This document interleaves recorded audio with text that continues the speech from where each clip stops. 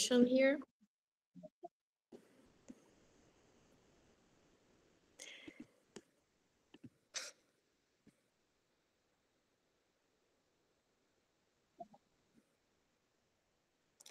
I also would like to tell you that English is my second language, so if something is not clear, you can ask. You can ask when you want, about what you want. Please feel free to do it, okay? So, as professor said, my name is Kadini. I'm a PhD student in Brazil, in the south of Brazil, and I'm funding by CAPES. So, have you ever been to Brazil? Some of you, or have you ever heard something about Brazil, about maybe Rio de Janeiro or Rio? That's the most popular city here. I'd like to know a little bit about you if you want to share with me in chat. I can check later. Uh, we have a large country. Brazil, as you can see in this map, is a large country. So we have a lot of diversity here. And today I will try to share a little bit of this diversity with you. We don't have enough time to show everything, but I will try to show some pieces of this puzzle. So we are divided, I mean, Brazil is divided into 26 states and more federal district, where is Brasilia. So the capital of Brazil is not Rio. Many people think that the capital of Brazil is Rio because it's the most famous city. But no, it's Brasilia. And it is here, I don't know if you can see, the pink one, federal district there, it's a small one. And this federal district is like a state only for the capital. So it's different of the other states, because the other states, there are many cities. And this one, no, this one is only this city where is the capital. So also about our population in Brazil, it is 214.3 million. And about our language, this is also a fact that for some people is new, because as we are in Latin America, many people think that we speak Spanish, because our neighbors like Venezuela, Bolivia, Paraguay, Argentina, all of them speak Spanish. So this is new for some people that we speak Portuguese. So the whole country in Brazil speak Portuguese because we were colonized by Portugal. So we can think about our Portuguese as American English and British English, about our Portuguese from Brazil and the Portuguese from Portugal. It's the same language, but the accent is different, and also some words are different, right? Other fact about my country is that our currency is real, so we don't use dollar or euro. It is real, and I thought it was interesting to bring here some images of our money, because when I shared it with Professor Lena, she told me that she thought it was interesting that we have animals in our current here, because they are our typical animals, animals that are typical in Brazil. So it's a little bit different. And I'd like to share this also with you today, because as I was born in Brazil and I lived here for my whole life, it was something natural for me, common. I've never paid attention on that. So when I talked to Professor Lena, she said, "Oh my God, there are animals in your money." So it is something that I started paying attention after this conversation with her. And we also talked about the difference between your currency. I don't know if I will pronounce it correctly. I'm sorry if I I can't do it correctly, but I think it's hryvnia or something like that. So the real from Brazil, 1 euro is the same of five reais and 30 cents. And 1 real is the same of 7 hryvnia, about. So as I told you, we have this diversity in our country. Uh, and if we think, for example, about landscapes from Brazil, we can have many kinds of landscapes. So we can see beaches, for example, and also different kinds of beaches. We can also see big cities. That one, the second one is from Rio, so it's a touristic city. Maybe some of you have already seen this one.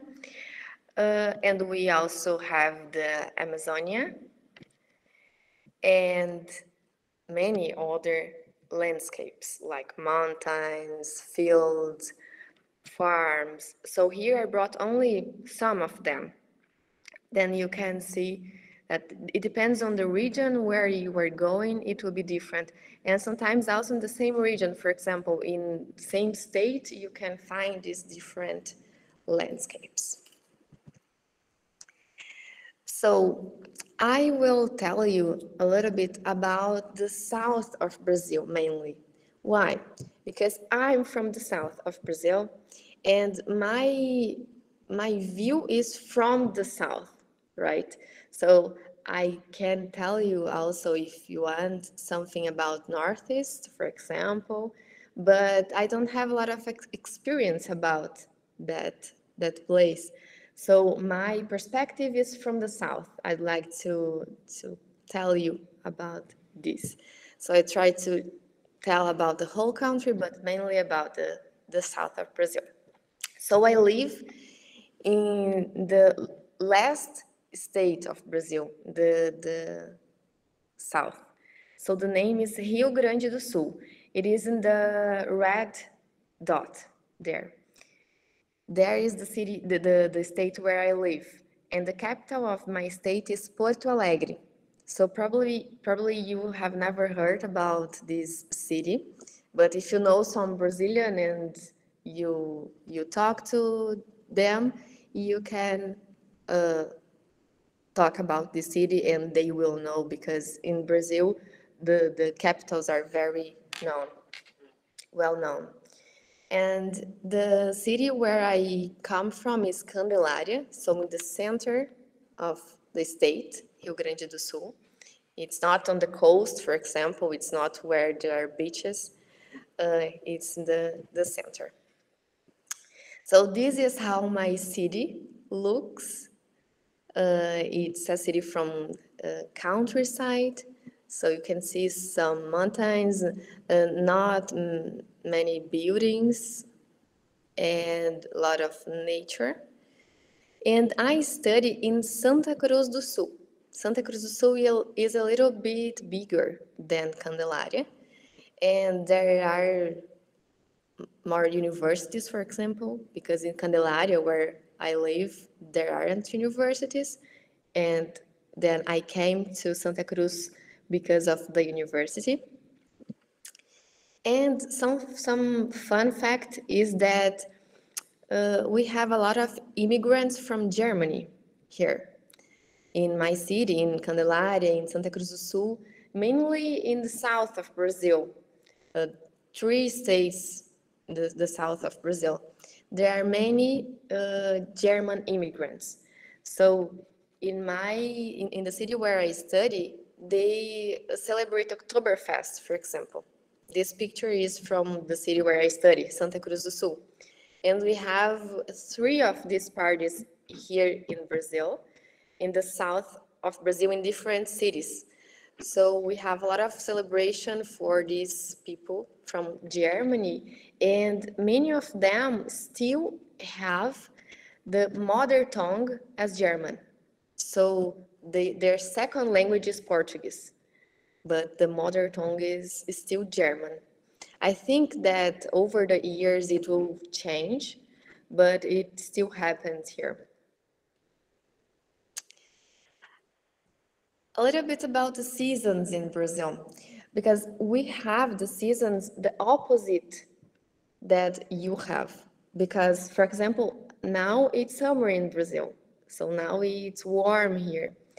Uh, and in the south of Brazil, it is colder than in the north.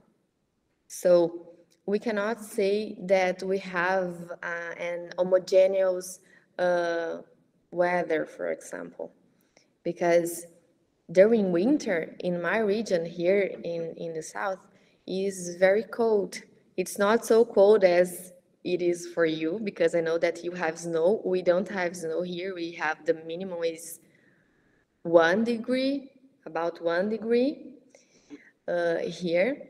Uh, but at the same time, in the northwest, it is still warm during the winter. So it depends on the region.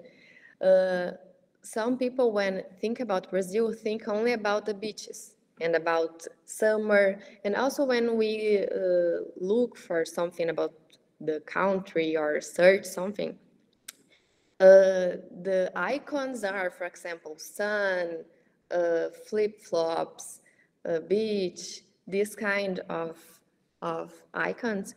But in my region, we have cold weather. So we use sweaters and everything during winter. And as it is the opposite that you have, and then also the United States, also the Europe, it's different. So the Santa Claus, for example, and Christmas and everything is during summer in Brazil. So our Christmas is obviously in December, and in December it is summer. So we have Christmas in summer. It's something natural for me because I live here, as I told you, for my whole life. But I saw that it's something different for people from other countries. And for example, when there are some movies about Christmas, there is snow and there is another environment. So we have this image of snow and the cold weather, but it's not the same here. It's a fun fact. About food, when I lived in another country for some months, I really missed Brazilian food because we have a lot of, uh, a lot of kinds of food. So when we go for lunch, for example, in a restaurant, uh, usually there are many food, many kinds of food, and you can choose and how much food you want. You can choose everything, and you pay it per kilo. So you have many options, right? Of meat, of salad, of everything. So this is something that I missed when I lived abroad. But what is something that every Brazilian eats almost every day, or almost every Brazilian, independent of the region? It is rice and beans. So if you think about a dish from Brazil that we really eat, real Brazilian people eat, it is rice and beans and meat also. But meat depends on the meat. For example, we eat chicken, pork, beef. You can only add with the to the rice and beans. Another typical food is Brazilian croquette, we call it coxinha. It is with chicken inside, and also a dessert. A dessert is called brigadeiro, this dessert here, but abroad it is called Brazilian truffle. And it is also the whole country that we eat this. So in my region here in the south of Brazil, Rio Grande do Sul, the typical food is churrasco, that is barbecue. But our barbecue, that is churrasco, is a little bit different because it is on fire and a little bit different of what we have, for example, in the United States, Canada, when they talk about barbecue. And we drink mate.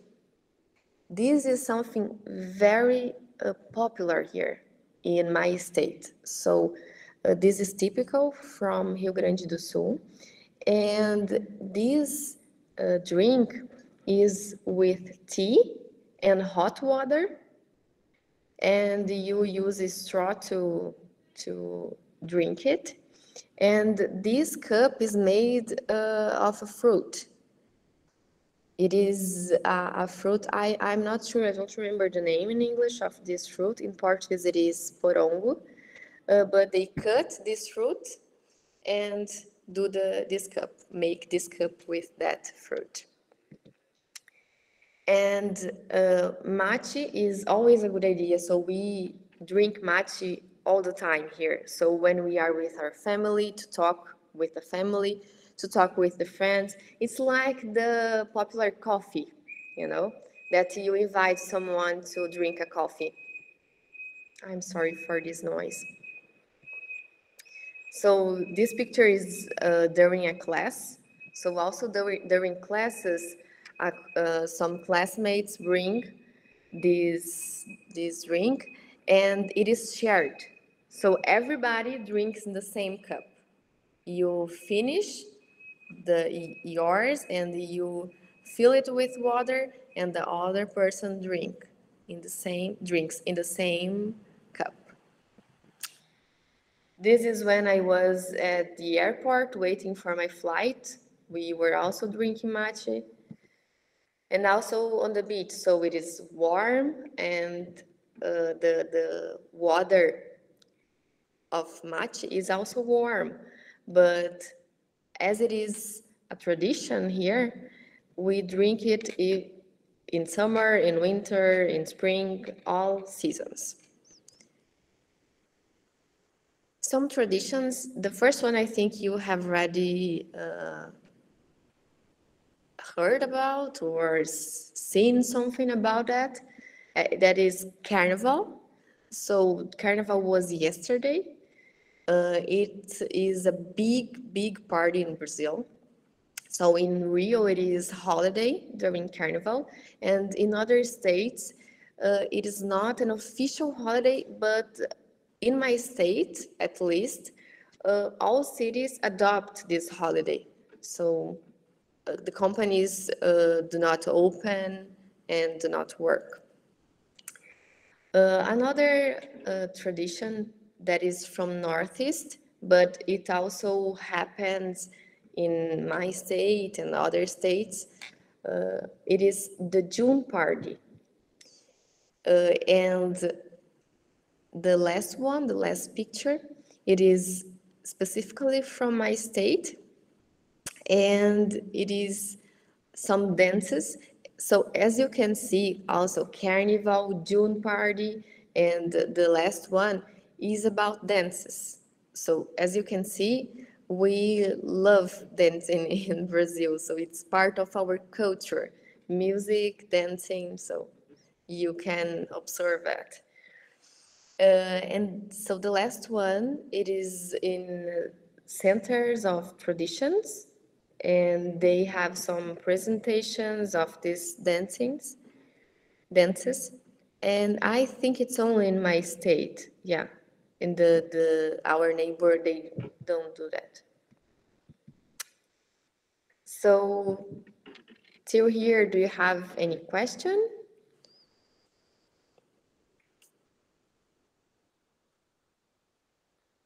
I have another part about education.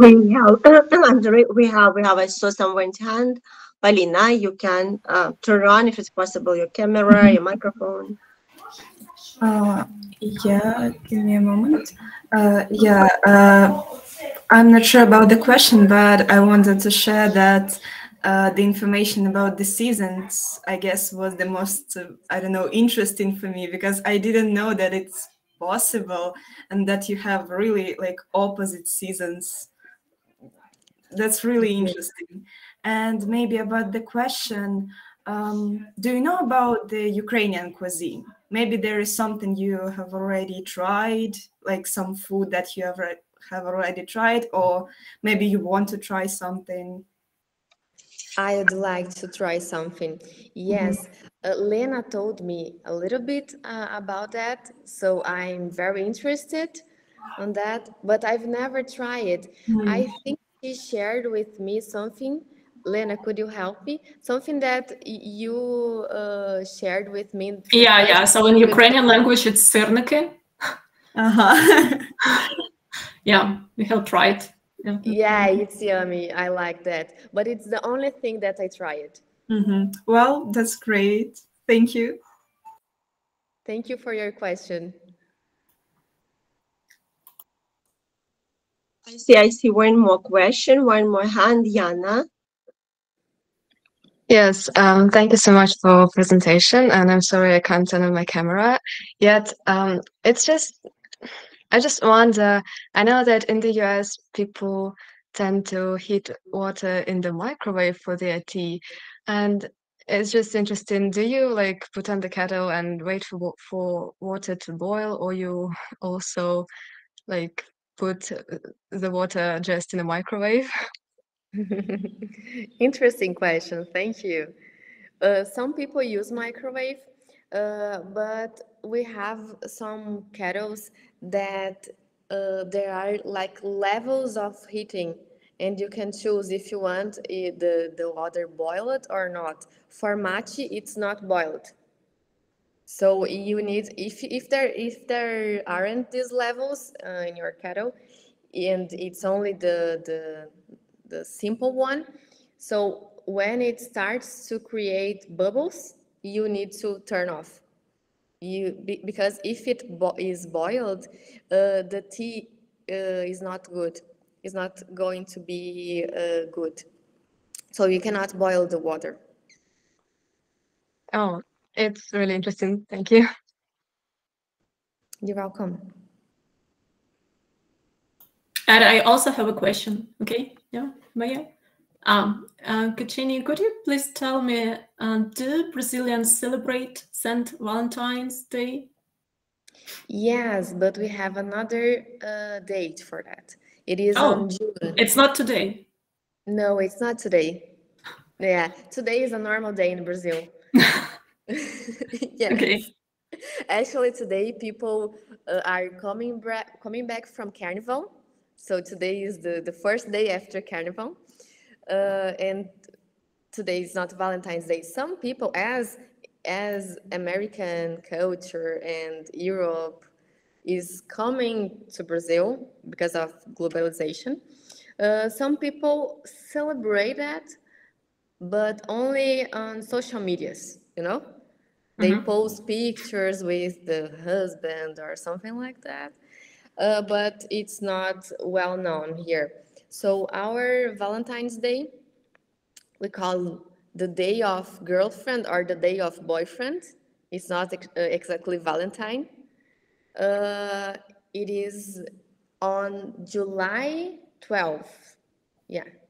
No, June. I'm sorry, June 12th. Okay, And thank you. it is a date that is very important for the economy of Brazil. It is Christmas and Valentine's Day, and there is another one that I don't remember, but it called my attention because it is something that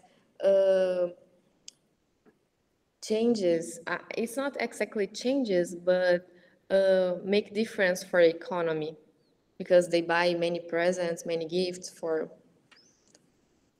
girlfriend and boyfriend. Thank you, Lena. Yeah, and what is the most popular holiday in Brazil? Is it New Year, Christmas? I don't know. Yeah, it's Christmas. Christmas and Carnival.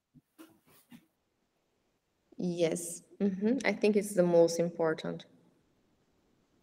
So about the carnival, so is it the same date every year, or the date moves somehow, it changes from year to year? That's a good question. I'm not sure about that. Yeah, I'm not sure. I think it changes, but I'm not sure. Huh? Lona, how we see one more question, one more hand? Yes. Hello. I really liked your presentation. You're really pleasant person. Thank you so much. And I wanted to ask you, what is the most popular places in your state for tourists? It is Cataratas do Iguaçu. It is, I will show you. Wait a minute. It is that image that I shared before. Here. 1 minute, please. I write here. Can you see my screen? Yeah.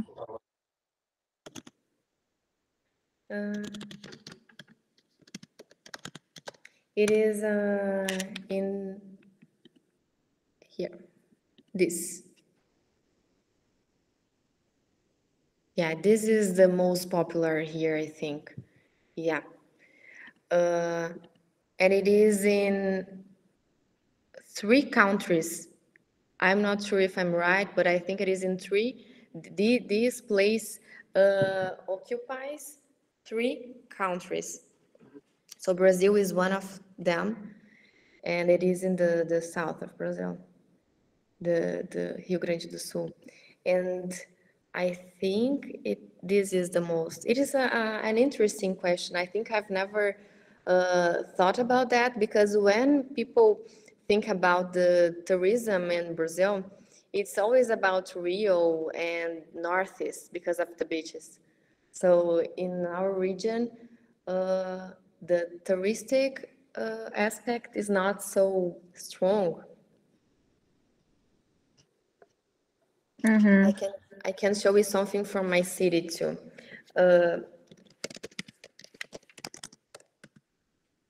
This is in my city. So this is the touristic spot in my city, specifically in Candelaria.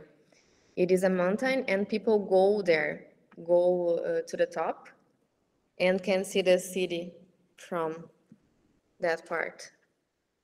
Yeah, this one. Insane places. When we were in the Netherlands, we saw that they didn't have mountains there. I'm not sure about Ukraine. Do you have a lot of mountains or not? We have mountains on the west of Ukraine. It calls Karpaty. Yeah, it's really popular even abroad, like in Europe. Oh, interesting. So we will wait. That I want to visit Ukraine when it's possible, because Yes, I'm very curious about the country. Yes, thank you. I see another hand from a question from Katerina first. Yeah, hello. I have a question about, you say that you have a border with some countries, and I guess it's Uruguay and others, yeah? And how does it influence like the daily life or your region? Yeah. In my region, there isn't much influence because I live in the center of the state, but what influences it is that some people from my city and from my region go there to buy things because there is cheaper. than here. So people go there to buy goods and they sell here later, you know. But who lives in the border? So I mean, the city in Rio Grande do Sul, but it is in the border with Uruguay, for example. Those people feel difference because of the language, because it is a mix of Spanish and Portuguese. It's different. Yeah, but I think that for us in my region, the most important thing is about it's economic. I mean, it's because of the prices. Thank you. It's really interesting. And Vasilina, you're welcome with your question. Yeah, firstly, thanks for your presentation. It was really interesting, and I wanted to ask, what do you like the most about living in Brazil? Maybe you were in other countries, you were maybe abroad, and you noticed some differences, and you can say what do you like the most about Brazil? Okay. I think it is the touch, to touch people, because we are touch person. I am a touch person because I like hugs. I like touching, and some places, some countries, it's not common. So when I was abroad, I missed this. And also when you meet someone, you automatically have this behavior of hug and touch, you know. So I think this is the most important thing from Brazil for me. Yeah, thank you. You're welcome. And also the food, as I told you, the food I missed a lot. But as you told me, I need to know Ukrainian food too, to compare. I don't see any more questions. So maybe if you have some information about studying, we have. I'm sorry, we have one more. Wait, not one. We have some more It's all questions. right. Yeah.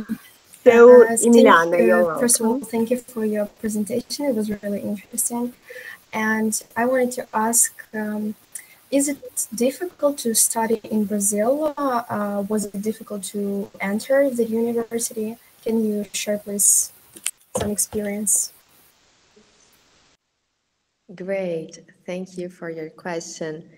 I will talk a little bit about this in some minutes, but we have different universities. You mean university or school in general? University? Yeah, university. Okay. We have public universities that it is for free, so everybody can study there. And we have private universities that you need to pay. Public universities is, as it is for free, many people want to study there. So they need to do tests, exams, and who gets the best grade can enroll at the university, attend to classes at that public university.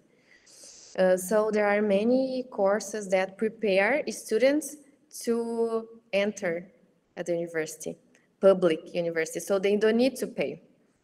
And in private universities, it is easier to get access because, as I mentioned, the most people want, the majority wants public, right? Because it's for free. So it's a little bit easier in private schools, in private universities to enter. And we also have communitarian, that is my case, communitarian universities. These universities are concerned about community. So if you are studying dentistry, for example, you will study dentistry at the university, and you will also have some, it's like client customers that go there and you practice with them, and they will not pay that. Some people from the community. So people from the community can come to the university, get services for free, and while students practice. It is also about the hospital, because our university has a hospital. So who is studying here is also practicing at the hospital. It is a free service for the community. So we have 3 kinds of university. And I think the most difficult is the public. Yeah, it was very To get interesting. Thank you. Thank you for your answer. And I saw, now I don't see, but I saw Sasha wanted also to put up some question, don't see now. So still, do you have the desire? I saw your hand up. Yes, I have, but unfortunately, I can't switch on my camera. I have some problems. I wanted to ask you something about your culture. I've been doing capoeira for almost 5 years, and I know a little bit about Brazilian culture. And I would like to ask how it is about sport, the sport about in your city. So maybe have you ever seen a game on the street, or do you have schools with capoeira? Sports in general? Sport, I mean capoeira. Brazilian. Oh, capoeira. Yes, now I got it. I'm sorry. Thank you for your question. Yes, in my city there is some, they call it roda, like wheel. Corda. Yeah, roda de capoeira. Yeah. Yes. They do it in my city. It's very common here, but it's mainly in the northwest, northeast too. Yeah, northeast mainly. So we have it here, but it's not so common as it is in the northeast. Okay, thank you. Interesting that you know this fact about Brazil. And I didn't Yeah, remember because that. because I've been doing capoeira for 5 years. Yeah, that's interesting. 5 years, wow. Well, don't see any questions, so we can move further to the education. Great. I share it again.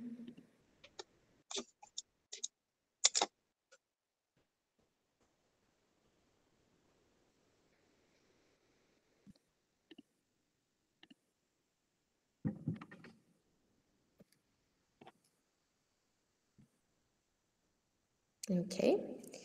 So about education, I will tell you about my trajectory since my bachelor's. So I did my bachelor's in language, Portuguese and English. So it's actually languages, Portuguese and English. With this bachelor's, I can work as a Portuguese teacher, English teacher, and also literature teacher. And during my bachelor's, I started working as a research assistant of this professor that is here. She was my boss, and she taught me many things about research, about reading, because her research was about reading and cognition and language in general. So I started research about that. I started to research, and I also did some data collection with her, and I started realizing that, okay, this theory that I study with her is what is happening when I collect data, when I do tests with the participants. And this was something very interesting for me when I was when I was taking my bachelor's. So I decided to research about this topic during bachelor's and also in my master's. So I also decided to do master's because of that, because I really like the topic. And I also wanted to study more because here in Brazil, teachers are not well paid. Teachers of the elementary school, for example. And university teachers are more well paid. So it's also something that I had in mind when I decided to do my master's. So I'd like to continue my research, and also because of this question. So the same university, that is University of Santa Cruz do Sul, it is Unisc, we call it Unisc. So I did my bachelor's here, my master's also here in the same university. So I finished my master's during the pandemic. It was in 2021 that I defended my dissertation. And it was always with the same supervisor. It was Professor Rosângela Gabriel. So we have different campuses. My campus is in Santa Cruz do Sul. It is the biggest one of Unisc, but there are some campuses of Unisc in cities, different cities in Rio Grande do Sul, in my state. So here at Unisc, we have our research group that it is Language and Cognition, our title, our name. So this research group is coordinated by Professor Rosângela Gabriel, and we study about reading in general. So many people here study about reading in different directions. And we have people students from undergraduation. We have from master's degree, in this group, from PhD and postdoc. For example, this one, Maria, here, she is from Greece, and she's here as a postdoc. And we also have someone who works on our scientific journal here. So he's also part of our research group, and we have meetings to discuss about reading. So what about reading?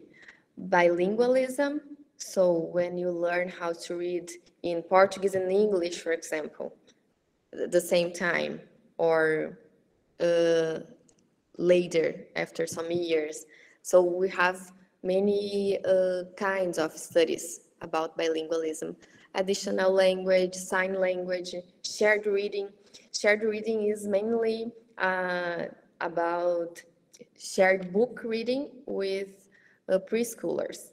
Our research here in our research group is mainly with preschooler. So how shared book reading can help to prepare children to reading acquisition. So how it can help children. Reading comprehension, cognitive reserve, simple language. And I'm here in the last one, connected to reading acquisition and eye tracking, because I study specifically reading acquisition, so the first stages of reading when the child or when the adult is learning how to read.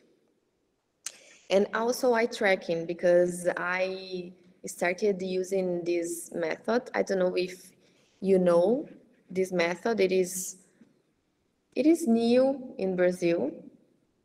Yeah, I think we started using it here at my university 5 years ago, but maybe 20 years ago it was already present in Brazil. But I saw that in Europe it's not something new anymore where I was, so I'm not if it is for you or not. Eye tracking is an equipment, a machine that track your eyes, the movements of your eyes while you are doing some task, reading or looking at images. So, about my study, about the reading acquisition. It's known that reading is not natural. So reading is cultural. We are not born learning, knowing how to read. I'm sorry. We need to learn it after some years, right? For oral language, for example, our brain is born ready for that. So we only need to be exposed to oral language and we will learn how to speak, right? But for reading, it's different. So our brain is not ready for reading. We need to go to classes. We cannot learn how to read by ourselves, right? So our brain needs to do new connections to learn how to read. Our brain needs to connect neurons from regions from oral language regions and region that process vision. So these connections need to be done to recognize letters, because we need to recognize letters. I mean, to see a letter, to look at a letter, and transform this letter to a sound, right? So we need to do these new connections in our brain. And these connections were not natural. They needed to be practiced and made by reading, right? So in some tests with fMRI, it's possible to see that people who do not know how to read, they do not activate this region there, this region of connections there.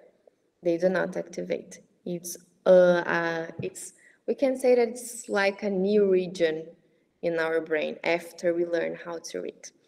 So we know this structure, these changes in the structure of our brain, right? We can see it through fMRI and other methodologies. But here in our study, we are more focused on the functional effects of reading, not the structural, but more the functional. But to understand the functional, sometimes we need to know about the structural, so about the brain, right? So after we learn how to read, we start hearing with eyes, because we look at the words and automatically we can know what is the sound of that word, right? And over the process, it starts to become automatic, I'm sorry.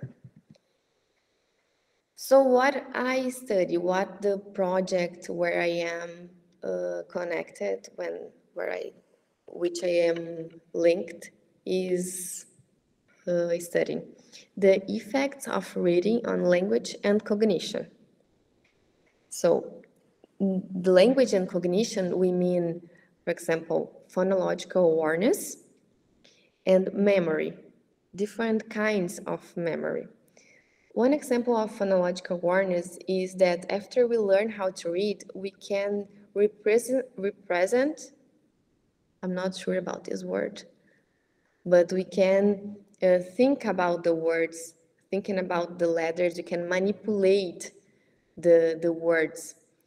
If you do not know how to read, you have some difficulties to do this, to manipulate the words, because the language is a continuum. If you don't know how to read, you cannot break the words, like break the words in phonemes, I mean in letters. So one example is if I ask someone who does not know how to read to delete the first sound of house. This person cannot do that because the word house is a continuum. It's so difficult to this person to do this. And this person probably can do some deletion of the syllable. It is okay, syllable, to divide in syllables and delete the first one. But sounds, no, because actually we created this with the written language. We created the words. So if I ask you to delete, to remove the first sound of house, you can do it very easily, right? Because you know how to read. But people who do not know how to read cannot do. So this is the first thing that we think about. So how reading helps us and improve our manipulation of language in our brain, right? And also memory. So I brought an example about memory. It was a study that we conducted 3 years ago, I think. It was with children before, during, and after reading acquisition, and also with adults, adults who were learning how to read. So some of them were illiterate and some of them were ex-illiterate or late illiterate. And we found that the reading and the schooling had effects on serial order memory. What is this memory?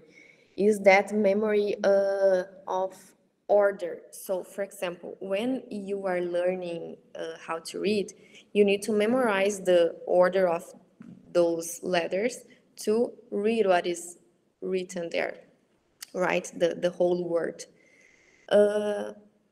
And you need to follow that order. If you change the order of the letters, if you don't follow that order, you will create another word, or you will create a word that does not exist, right? So it is very important for reading acquisition. We know that serial order memory influences reading acquisition. But our question here was the opposite. So does reading acquisition improve serial order memory? So after we learn how to read, our serial order memory is better. And we carried out this study with that test. It is a serial order reconstruction task.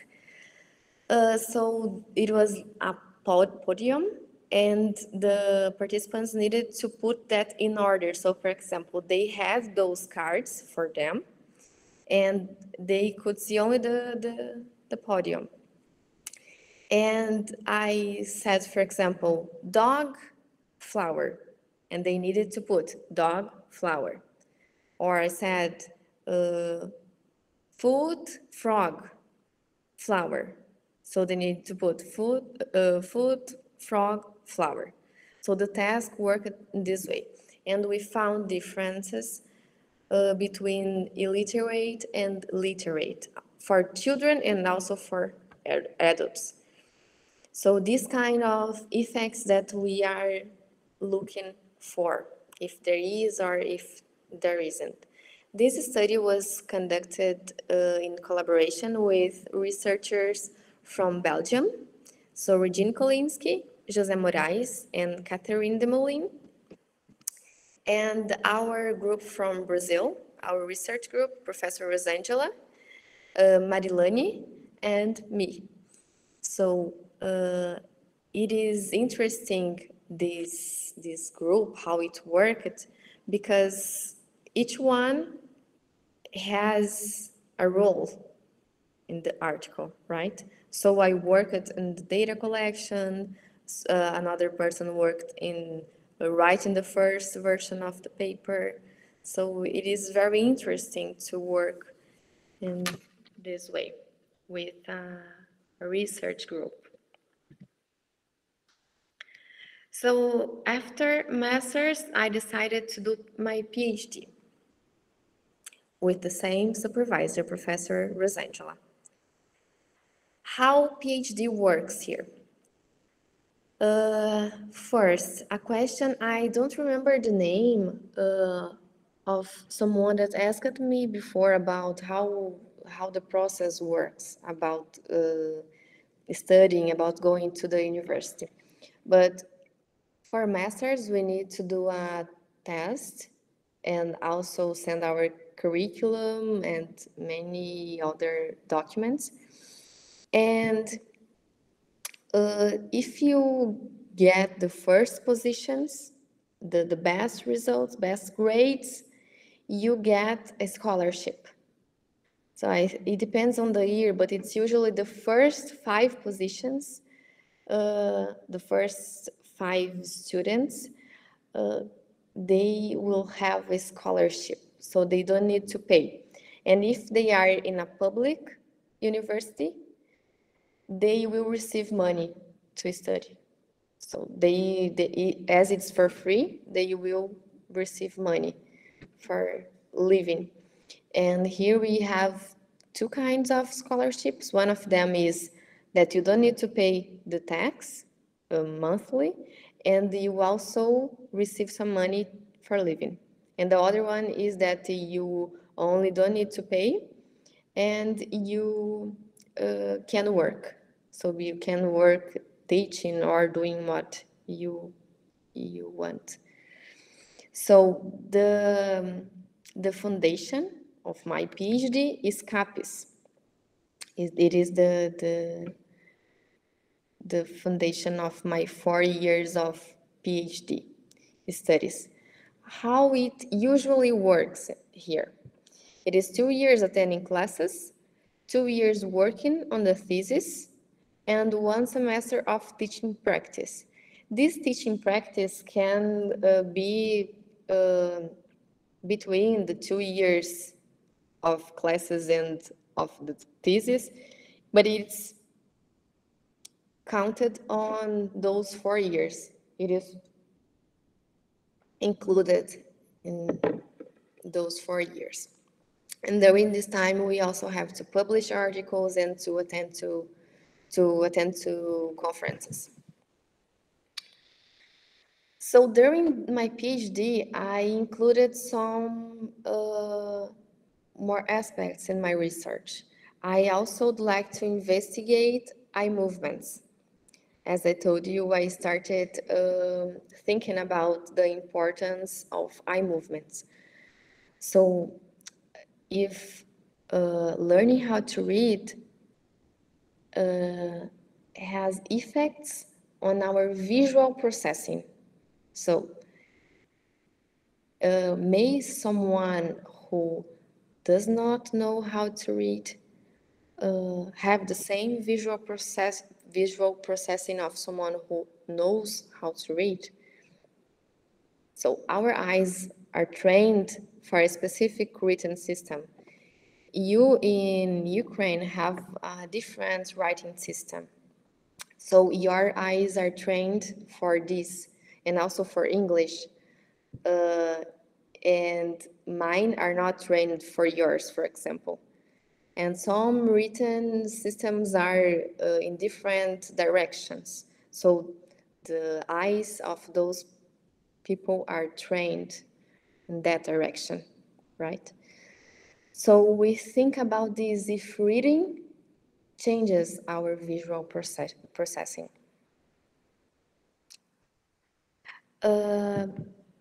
Still about studies, I will only check my time here. Okay. By the way, it is 10 a.m. in Brazil now. Another project that we had that was about shared reading that I told you before, it was in collaboration with a doctor from United States.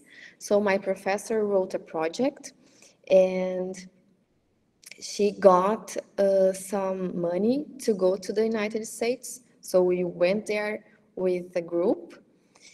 And it was very interesting because the project was not only the trip, it was 4 years of project. So we did many things. We wrote articles. We also had some workshops. We produced materials. Many things we did in this 4 years. And the last thing was a trip that we visited the Crane Center for Early Childhood Research and Policy.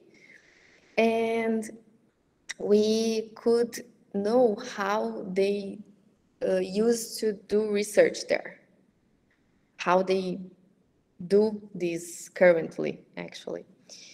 And it was very interesting. So this kind of project is very important, is a way to be connected to our colleagues and to our professors here, and also to get opportunities, because I didn't pay anything to go to the United States. It was everything from FAPERIX. It is the name that is here, FAPERIX. It is a foundation, and it was everything paid by this, right? And we also went in the same trip, we went to California, and I presented a poster. It was very challenging for me because, as I told you, English is not my mother tongue, it's not my first language. So it is difficult for me speaking English.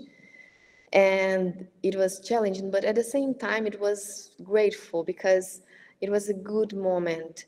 And people who were watching and who were attending the conference were very kind. They didn't judge my English, for example. It is very good. Sometimes we feel afraid of doing this kind of activities and it is like go out from our comfort zone. But it's interesting how it is important for our growth. I think I don't have much time, so I will start being faster here. But we also applied for a travel award. This conference offered this. It was a travel award for lower income countries, so I could apply for that. And I think it's important to be always trying these projects and these awards, scholarships. Always try. Sometimes it is difficult.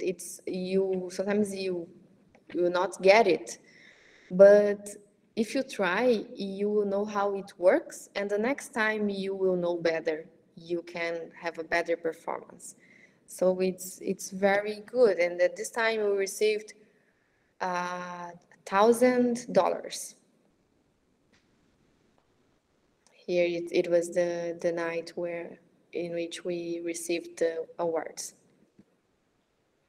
So those 4 years, and it's also possible to do the sandwich program doctorate. What is this sandwich? When I told the Professor Lena about this, she said, why sandwich? So maybe mine is the hamburger program, because we call it sandwich. It is an official name because it is one part in Brazil, one part abroad, and the last part in Brazil. So it's like a sandwich. So I went to the Netherlands. I've been there for 10 months. And this is this part of my sandwich. And now I'm the last part. I'm the bread again. And I went to Max Planck. I needed to do some proficiency tests to prove my English, and I also needed to write a project.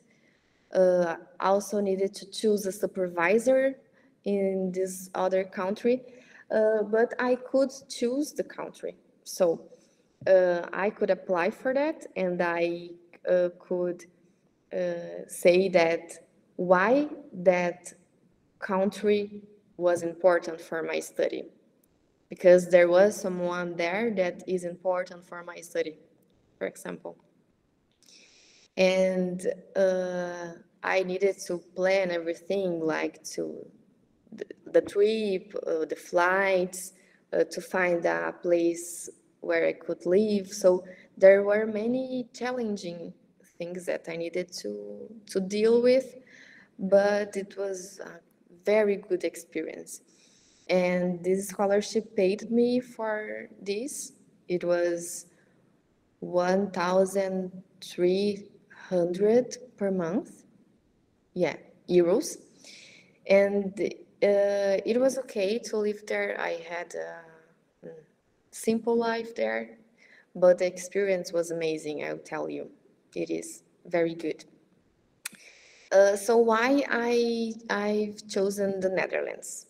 Because I could choose, for example, the United States, Canada, Germany. I've chosen the Netherlands because when I was reading for my master's, I was reading about my topic, the theme of my research. I found many articles written by Professor Falk, and his articles were very important for my research. And I thought, oh, maybe this professor is some research who will help me to improve my thesis. That's why I chose him. And as he worked in the Netherlands at Max Planck, I went to Max Planck. I went to the Netherlands. If he worked in the United States, I would go to the United States.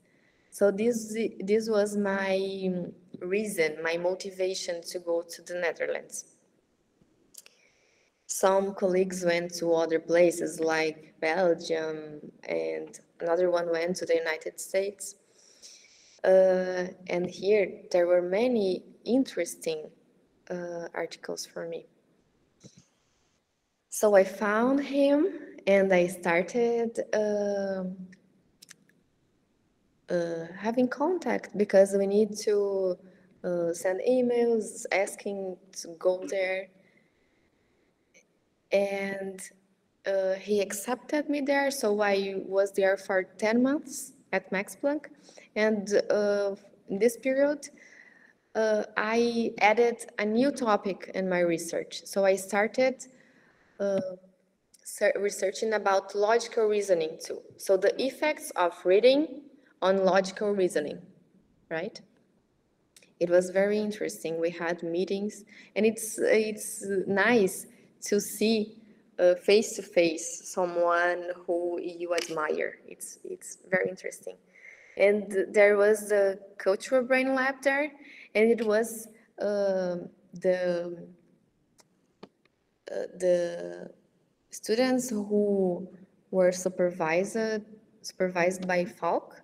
They were in this Cultural Brain Lab, and one of these was Professor Lena. She was doing her postdoc there, so I met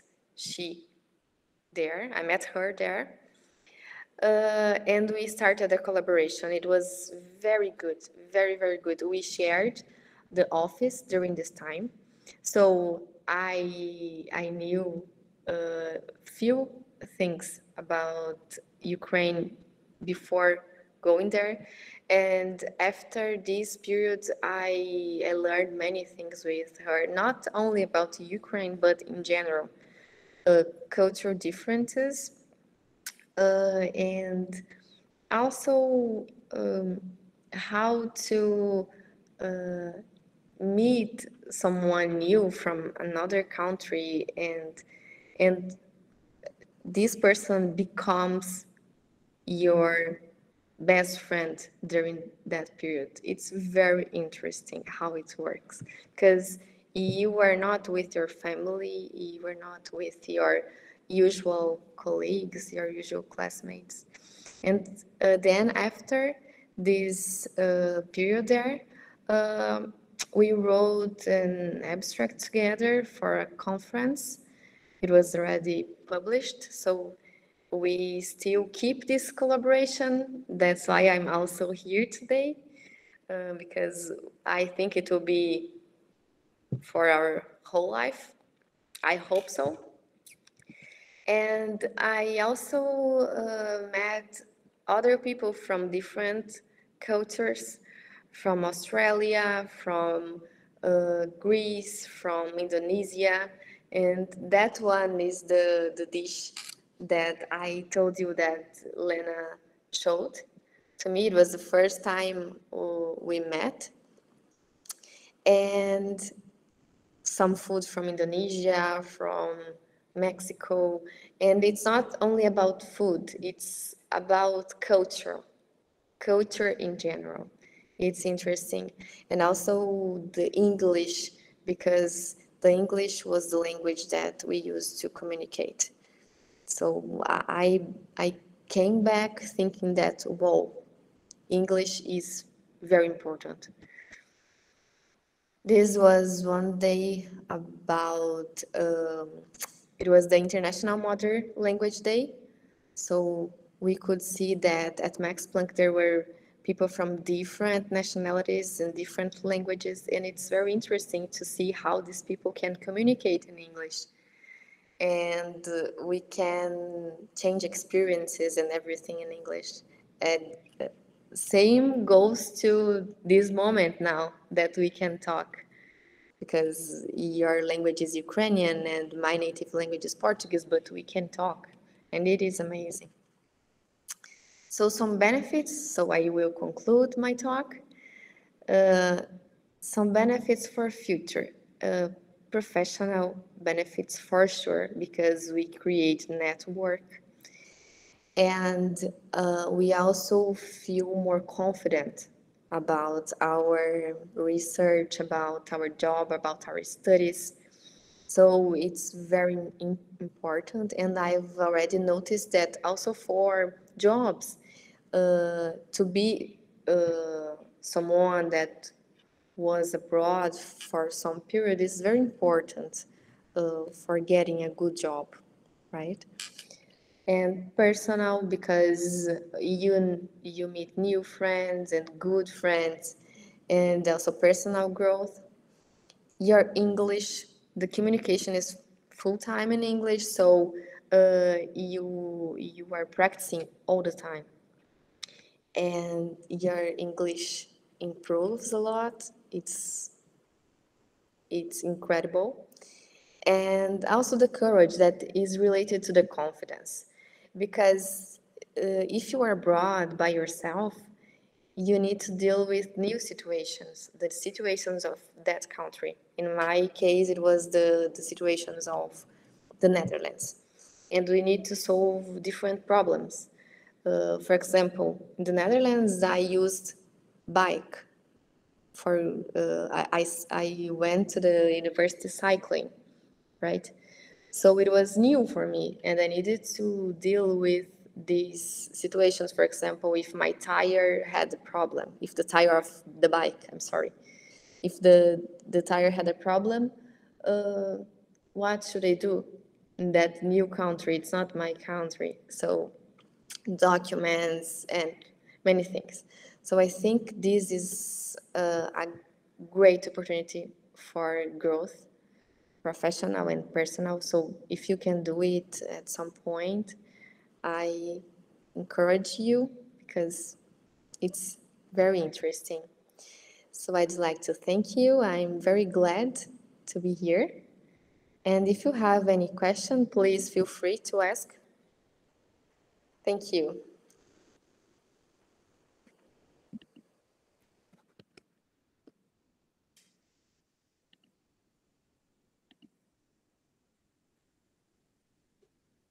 Don't see any questions now. Maybe you guys are going.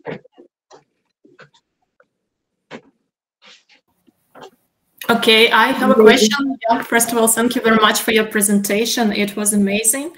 And Katyeni, could you please tell us more about your participants of your research, like their age, nationality, background, etc.? Yeah. Yes. All of them are Brazilians, so children and adults. Children are regular children, so preschoolers and second grade and fourth grade. So we try to analyze them, their reading skills, comparing the reading skills with other skills and with memory and other aspects before, during, and after reading acquisition. So we compare these children. And about adults, I don't know the situation in Ukraine, but in Brazil, some years ago, about 40 years ago, yeah, about 40, I think, education was not an obligation. It was not mandatory. So many people didn't go to the school. They didn't go to school during childhood and they couldn't learn how to read. So nowadays they are people that are about 60 years old, 70 years old, and they don't know how to read. So we can check how the cognition works when there isn't literacy, there isn't reading in this cognition. We can investigate this because how they don't know how to read, our cognition and our language is not infected by reading, right?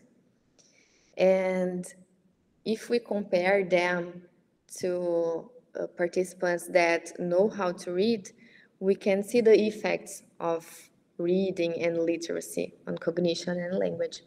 So to find these participants that are illiterate and also ex-illiterate, it's usually in rural areas. This word is terrible for me in English, rural. So those people couldn't go to school in childhood because who lived in cities, in big cities, could go to school. It was not mandatory, but many of them had good access to school because they lived in cities, big cities. But who is from the rural area couldn't go to school because the schools were too far from where they lived. So they couldn't learn how to read. That's why we have these participants. And all of them are Brazilian, and we usually exclude people who speak German. Because in our region, as I told you, many people, mainly old people, they speak German. It's their mother tongue, and it can influence our results. So we cannot use the data from these participants. It's only Portuguese native speakers. Yeah, thanks a lot. Thank you. Guys, any other questions? I think everyone is just impressed and amazed. Katerina. Yeah, I got another question.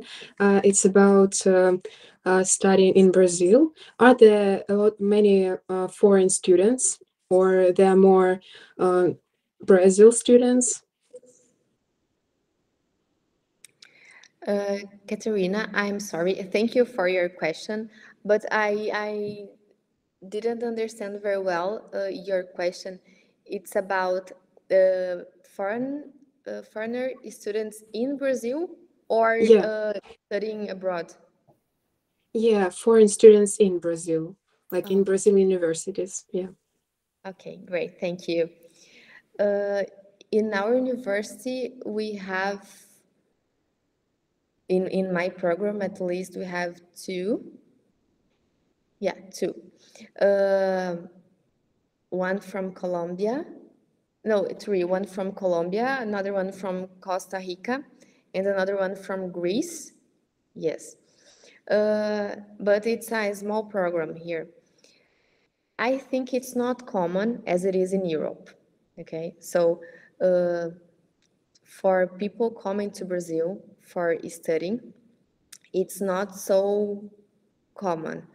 But if the university here, there is a program that is the interest of this person, of this student, the research and the studies that are carried out in this at this university, if this is relevant to someone from another country, so people usually come to Brazil to do that.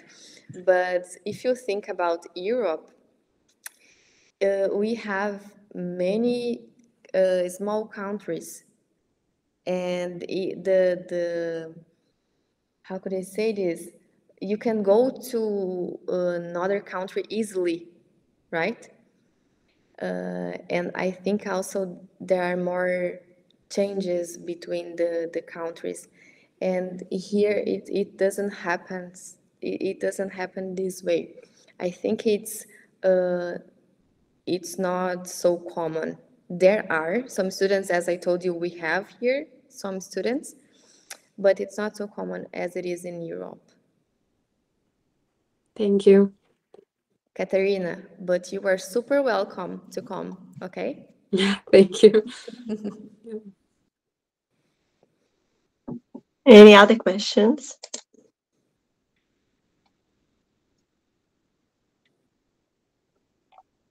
Probably that's it.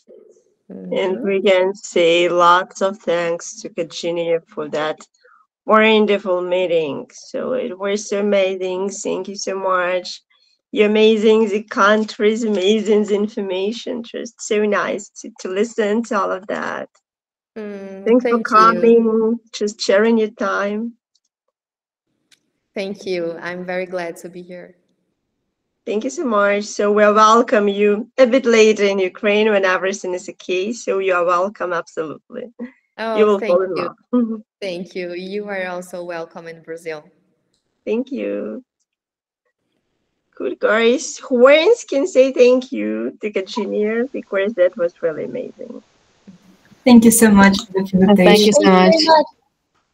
Yeah, thank you very much. It was really interesting. Thank you. Thank you for very your much. participation. Thank you very much. I'd like to visit your country. It was amazing presentation. So, and when we'll get our victory, I'll of course visit your country. Right, thank you. Yeah, you're very, very welcome to come to our university, yeah, to our department.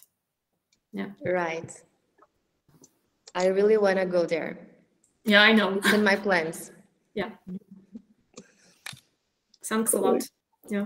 To everyone, thanks for coming. See you next time at our next meeting. Bye-bye. Bye-bye. Bye. Have a nice day. Bye.